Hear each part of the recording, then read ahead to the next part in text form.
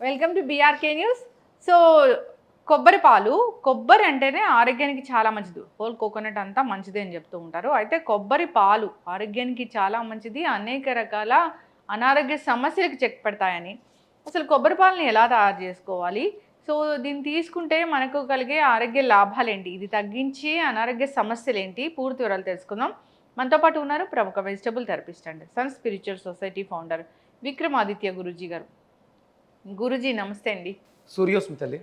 Coconut చాలా మంచిది. Coconut water తీసుకోవాలి ఎండాకాలంలో. అంటే జనరల్‌గా కూడా కోకోనట్ వాటర్ అది ఒక మంచి డ్రింక్ అని చెప్తూ ఉంటారు. చాలా ఎలక్ట్రోలైట్స్ ఉంటాయని చెప్తూ ఉంటారు. ఎనర్జీ డ్రింక్ లాగా చెప్తూ ఉంటారు.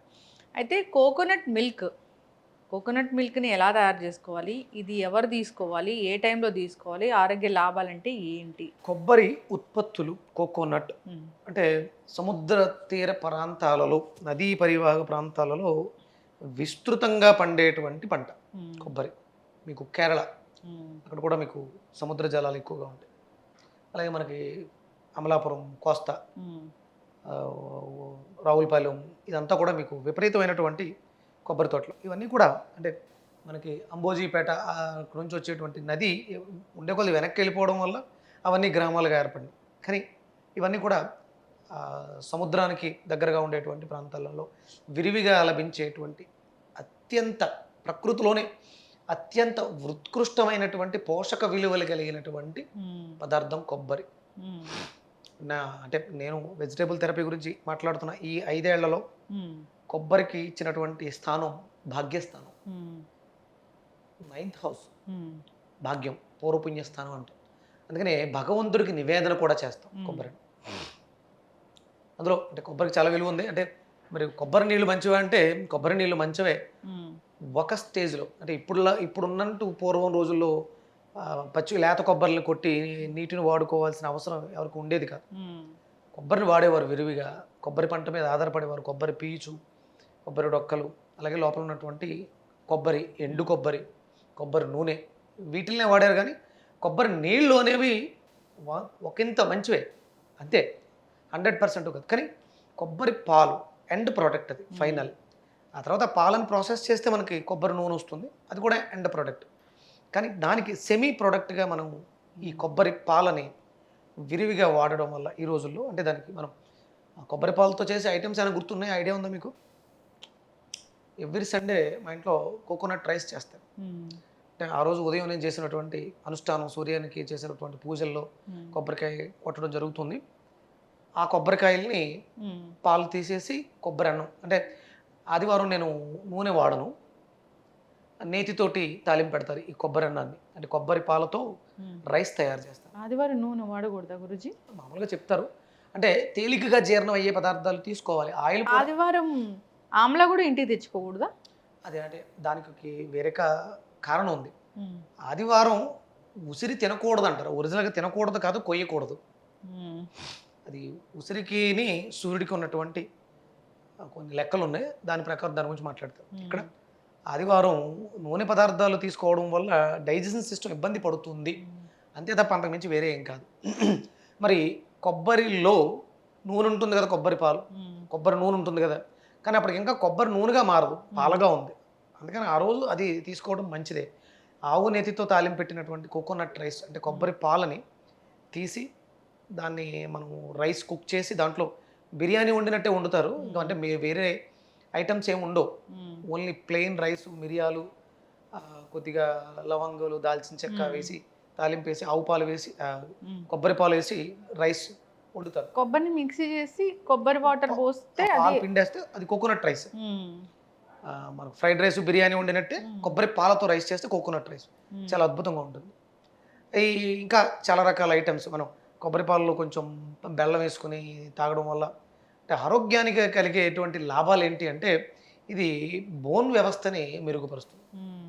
మన శరీరంలో ఉండేటువంటి ఎముకల వ్యవస్థ మీద అత్యద్భుతంగా పనిచేస్తుంది. ఎముకలలో ఉండేటువంటి మజ్జ సాంద్రతను పెంచుతుంది. అలాగే మన జీవన వ్యవస్థలో గురుడి యొక్క అనుగ్రహం, అంటే గురుతత్వం అధికంగా ఉంటుంది. జ్ఞానం అభివృద్ధి చెందుతుంది. బ్లడ్ ఉత్పత్తి, రక్తం బాగా ఇంప్రూవ్ అవడానికి అవకాశం ఏర్పడుతుంది ఈ కొబ్బరి పాలని విరివిగా తీసుకోవడం వల్ల. అంటే కొబ్బరి పాలే కాకుండా ఎండు కొబ్బరిని కూడా మనం, నేను చెప్తూ ఉంటాను, ప్రోటీన్ తక్కువగా ఉంది అనుకునే వాళ్ళు మాంసాహారాలకు వెళ్ళడం అన్న ఎండు కొబ్బరి గోరుచిక్కుల్ని కలిపి వాడడం ద్వారా మీకు చాలా అద్భుతంగా గుండె యొక్క పనితనం మెరుగవుతుంది. పంపింగ్ చాలా బాగుంటుంది. చలవేనా ఇది? చాలా మంచిదమ్మా, చాలా మంచిది. దీని కాంబినేషన్ ఏంటి అంటే కొబ్బరి పాలు, గోరుచిక్కుళ్ళు. కొబ్బరిని మనం పాలు తీసేసుకుని, లేదంటే కొన్ని కొబ్బరి ముక్కలు, పచ్చి కొబ్బరి ముక్కలు, ఒక 10 గోరుచిక్కుళ్ళు, 10 గ్రాముల అల్లం మొత్తం మిక్సీలో గ్రైండ్ చేసేసి బాగా వడకట్టి, కొంచెం అంటే వాటర్ పోసి కొంచెం వడకట్టేసి దాంట్లో మిరియాల పొడి, ఉప్పు వేసుకొని తీసుకుంటే అద్భుతమైనటువంటి ముక్కల వ్యవస్థ. ఏమంటే మనం తర్వాత ఒక ఎపిసోడ్ చేద్దాం. పొడుగు పెరగడానికి ఏ వయసులోనైనా సరే, ఏ వయసులోనైనా ఆగిపోయిన పొడుగు పెరగొచ్చు అని శాస్త్రం చెప్తుంది, వేదంలో ఉంది. చేయొచ్చు, దానికి కూడా ప్రమాణాలు ఉన్నాయి. అలా ఇవి కొబ్బరి పాలు, గోరుచిక్కుళ్ళతో తీసుకుంటే ఎదుగుతున్న పిల్లలకి అద్భుతమైనటువంటి జ్ఞాపక శక్తి, ఎముకల సాంద్రత ఇంప్రూవ్ అవటం, ఇవన్నీ బాగుంటుంది. కొబ్బరి చాలా విశేషమైనటువంటి పదార్థం. దాన్ని మనం బెల్లంతో కలిపి కొబ్బరి లౌజు చేస్తారు. కొబ్బరి కోరి తురివేసి బెల్లం పాకం పట్టి దాంట్లో వేసి ఉండలు చేస్తారు, కొబ్బరి ఉండలు. ఇది దంతాల పటుత్వాన్ని మెరుగుపరుస్తాయి. అంటే ఇప్పుడు మీరు పళ్ళు, పళ్ళు క్యావిటీ ఎలా ఉంది, పేస్ట్ ఏంటి, ఇవి మాట్లాడతారు. మీ పళ్ళు యొక్క సాంద్రత బాగుండాలంటే కొబ్బరిని విరివిగా తీసుకోవాలి. దేవుడు కొట్టిన తర్వాత ఒక చెప్పిస్తారు మనకి, దాన్ని మనం నమిలి తినాలి. దాంట్లో కావాల్సిన ఫైబర్ ఉంటుంది, అద్భుతమైనటువంటి ఆయిల్, ఫ్యాట్స్ ఉంటాయి, దాంట్లో గుడ్ ఫ్యాట్స్ ఉంటాయి. ఇవన్నీ అంటే చాలా రకాల. ఈ కొబ్బరితో మజ్జిగ కూడా చేస్తారంట గురూజీ. అంటే కొబ్బరి పాలని తోడు పెడతారమ్మా. కొబ్బరి పాలను తోడు పెట్టి దాని ద్వారా మనకి పెరుగు కూడా వస్తుంది, చేసుకోవచ్చు. ఇంకా చలువ చేస్తుంది. ఇంకా చలువ అంటే చలువ అని కాదు, సాంద్రత మారడం వల్ల క్లెన్జింగ్ జరిగి డిటాక్సిఫికేషన్ బాగా జరుగుతుంది. చలువ వేడి అనేది ఉండదు. మన శరీరంలో వ్యర్థాలు ఎక్కువగా ఉన్నప్పుడు యూరిన్లో కలర్ మారుతుంది. కొంచెం వాటర్ ఎక్కువ తీసుకున్నప్పుడు యూరిన్ ప్లెయిన్గా ఉంటుంది. వేడి చలవ అనేది ఎక్కడ చెప్తారంటే, యూరిన్ ఎల్లోగా వస్తే వేడి చేసింది, యూరిన్ సాఫీగా వైట్గా వస్తే చలవ చేసింది అంట. టాక్సికేషన్ లేదు అన్నప్పుడు వచ్చేటువంటి యూరిన్ ప్లెయిన్గా ఉంటుంది. మనం మార్నింగ్ లేచిన వెంటనే పోసే బయటికి విసర్జించేటువంటి యూరిన్ ఎల్లో కలర్లోనే ఉంటుంది, లైట్ ప్యాల్ ఎల్లో ఉంటుంది. మరి ఎక్కువగా ఎల్లోగా ఉంటే అనారోగ్యం ఏదో ఇబ్బంది పెడుతుందని మనం భావించాలి. నీళ్ళు ఎక్కువ తీసుకునే వాళ్ళకి యూరిన్ పలచగా ఉంటుంది, స్మెల్ లేకుండా ఉంటుంది. ఇది చలువ గుణం గురించి మాట్లాడుకుంటారు. కొబ్బరిలో చాలా ఇంకా చెప్పలేనన్ని విశేష గుణాలు చాలా ఉన్నాయి. కొబ్బరి పాలు అయితే రోజు తీసుకోవచ్చు. చక్కగా చెప్పారు గురుజీ. అంటే ఎవరైనా తీసుకోకూడదని ఉంటుందా ఇది? అలా ఏమి ఉండదమ్మా. డయాబెటీస్ వాళ్ళు కానీ కొబ్బరి నీళ్లు విరివిగా ఎప్పుడు పడితే అప్పుడు తీసుకోకూడదు, ఉదయమే తీసుకోవాలి. వెళ్ళే కొద్ది కొబ్బరి నీళ్ళు ఎక్కువగా తీసుకోకూడదు, ఎందుకంటే అవి లేత కొబ్బరి, వాటిలో పోషకాలు తయారవుతూ ఉంటాయి. మీకు పొటాషియం బాగా ఎక్కువ ఉంటుంది అనుకుంటాను, అందుకని వీళ్ళు తాగకూడదని చెప్తూ ఉంటారు డాక్టర్లు. కొబ్బరి నీళ్ళ కన్నా కొబ్బరి చాలా విశేషమైనటువంటి ఫలితాలు. కొబ్బరి మిల్క్ చాలా మంచిది ఆరోగ్యానికి. గట్టి కొబ్బరినైనా దాన్ని మిక్సీ చేసి కొబ్బరి నీళ్ళు పోసి కొబ్బరి మిల్క్ తయారు చేయడం అంతే. ఇంకా దాన్ని తీసుకుంటే అనేక రకాల ఆరోగ్య లాభాలు కలుగుతాయి. సో ఒంట్లో వేడి తగ్గుతుంది, ఎనర్జీ డ్రింక్గా పనిచేస్తుంది. సో రకరకాల హెల్త్ ఇష్యూస్ ఉన్నా ఇది తగ్గించడం. చక్కటి ఇన్ఫర్మేషన్ గురూజీ. అందరూ కూడా అలవాటు చేసుకోవాలని కోరుకుందామండి. ధన్యవాదాలు.